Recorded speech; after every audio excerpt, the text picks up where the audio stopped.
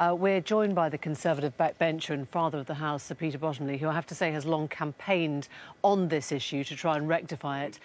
The government have to make sure that we find all the problems, we fix all the problems, and we fund all the problems. At the moment, we're not finding them all, we're not fixing them all, and we're not funding them all. We've had a feudal system on leasehold, which goes back to 1086.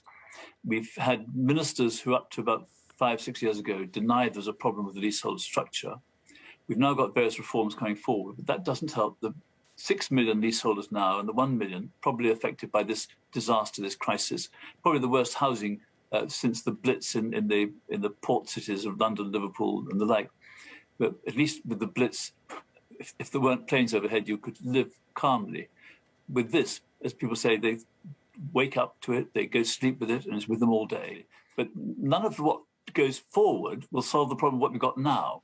And my recommendation is we pick up the bright idea from Bob Ayling, who's chairman of the Grosvenor Wharf Residents Association, that you even retrospectively say that building owners are responsible for defects within 6 years of knowing about the defect, not for when they actually completed the building, but when the defect is known. That'll shake people up and get money in fast.